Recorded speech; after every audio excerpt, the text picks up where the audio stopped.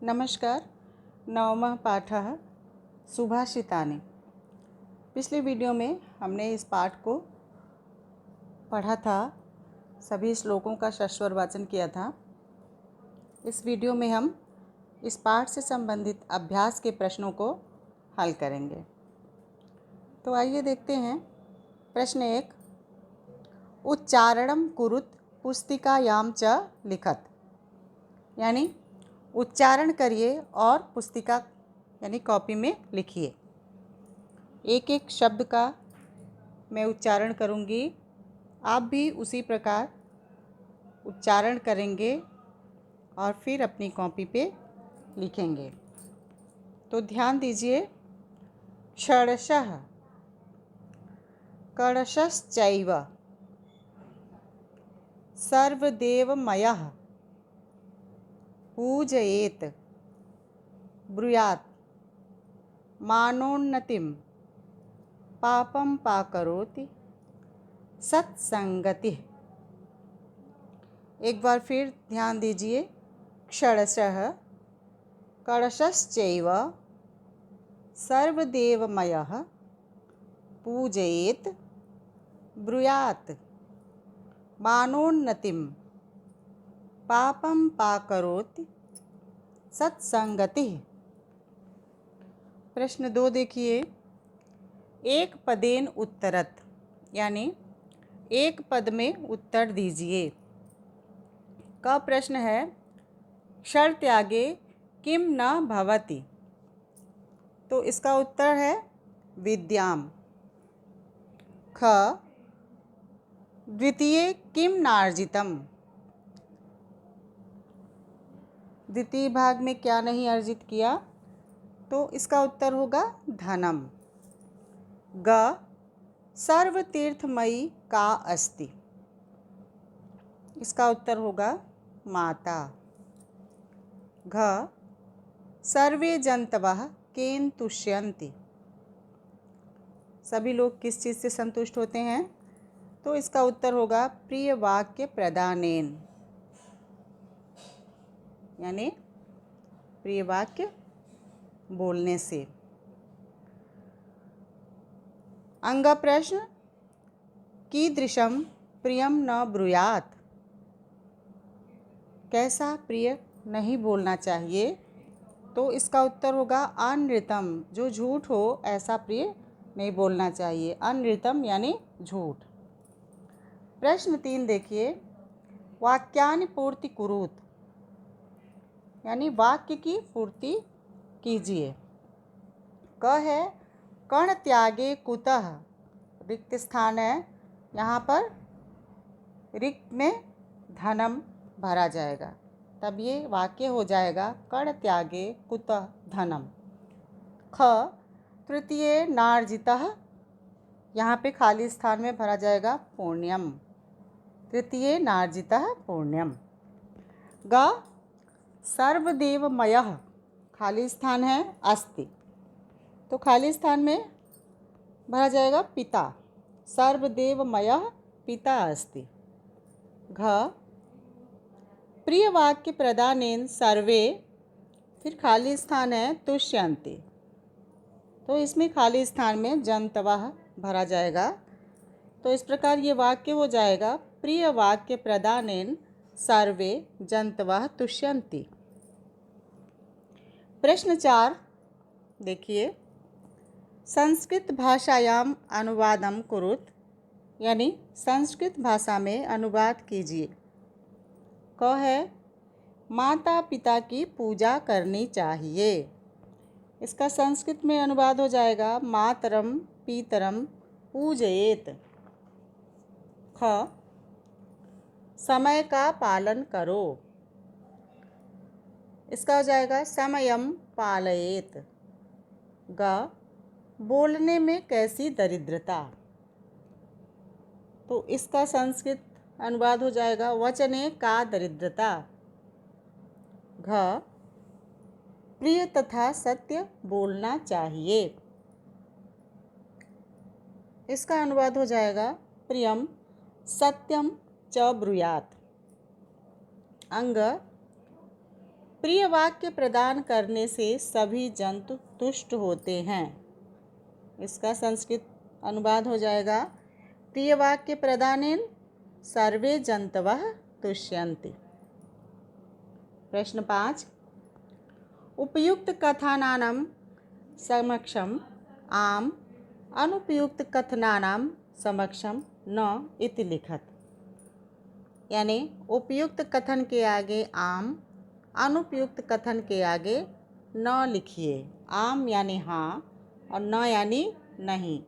तो जिस कथन से आप, जो कथन उपयुक्त है यानी सही है, उसके लिए आम यानी हाँ लिखेंगे, और जो सही नहीं लग रहा है उसके आगे न यानी नहीं लिखेंगे।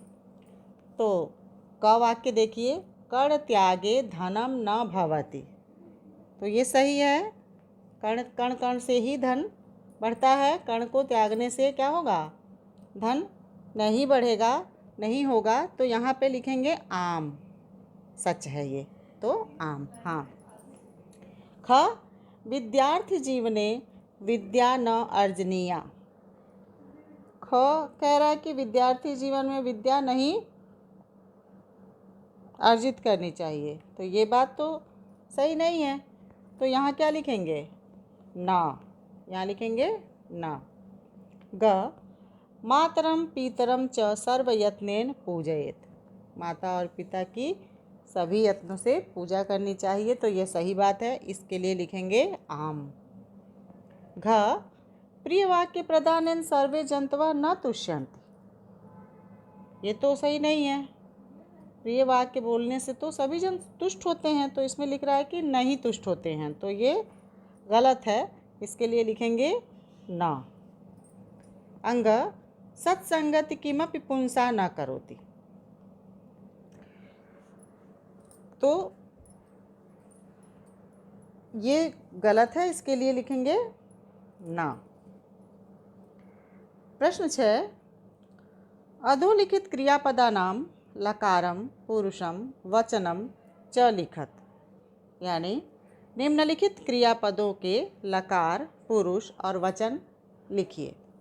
क्रियापद दिए हुए हैं, इसके लकार, पुरुष और वचन को लिखना है। तो पहला क्रियापद है चिंतयेत। चिंतयेत में लिंग लकार है और प्रथम पुरुष है और एक वचन है। तो इसको लिखेंगे लिंग लकार प्रथम पुरुषः एक वचनम। करिष्यति, इस क्रियापद में लिट लकार है, प्रथम पुरुष है और ये एक वचन है।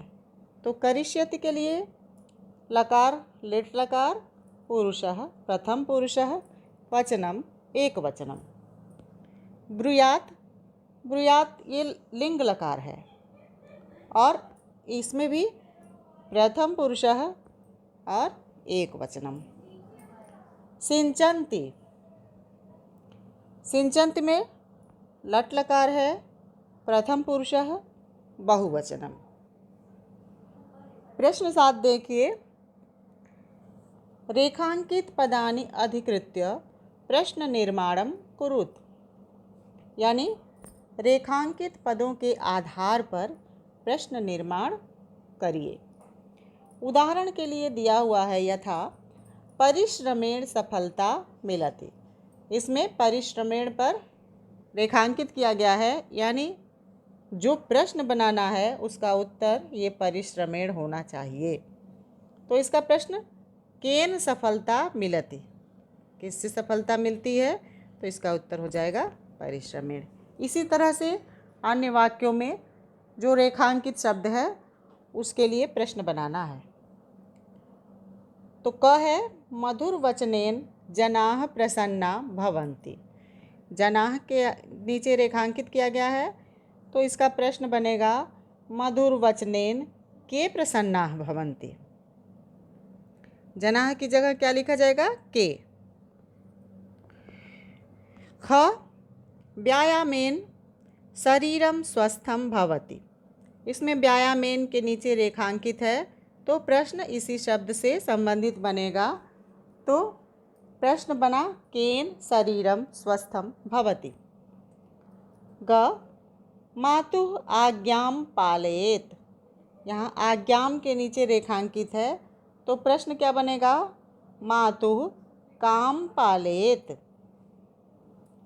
घ वृक्षैः प्राणवायु प्राप्यते। इसमें वृक्षैः के नीचे रेखांकित है, तो प्रश्न बनेगा केन प्राणवायु प्राप्यते। अब आइए अन्य पाठों की तरह इस पाठ में भी एक सुभाषित वाक्य है जिसको आपको पढ़ना है और समझना है और जीवन में उतारना है। तो ये सुभाषित वाक्य क्या है? अति स्नेह पाप शंकी, यानी अत्यधिक प्रेम पाप की आशंका उत्पन्न करता है। जैसे अगर किसी माता को कोई अपना बालक बहुत प्रिय होता है, सभी माताओं को, वो चोरी करके भी आता है तो उसको माता प्रेम बस नहीं डांटेगी, कहेगी मेरा बाबू है, गलती हो गई। तो बाबू क्या करेगा? फिर से चोरी करेगा और वो ये पाप करता रहेगा, क्योंकि उसको बताया ही नहीं जा रहा है, उसके प्रेम में अंधे होकर के उसको बताया ही नहीं जा रहा है कि वो जो कर रहा है वो पाप है। आपने पुरानी कथाओं में सुना होगा, लोग कहते हैं कि धृतराष्ट्र की तरह प्रेम कर रहे हैं। धृतराष्ट्र जो कौरवों के पिता थे, उन्होंने क्या किया? कौरवों की गलती को भी नज़रअंदाज किया, उस पर ध्यान नहीं दिया, और बाद में क्या हुआ? महाभारत जैसा युद्ध हुआ, सभी का विनाश हो गया। तो इस वाक्य का यही मतलब है, अति स्नेह पाप शंकी, यानी अत्यधिक प्रेम पाप की आशंका उत्पन्न करता है। प्रेम करना चाहिए, लेकिन जहाँ उचित हो वहाँ मार्गदर्शन देने के लिए डांट फटकार भी आवश्यक है। तो ये था अभ्यास के प्रश्न नवम पाठ का। अगली वीडियो में हम अगला पाठ पढ़ेंगे। धन्यवाद।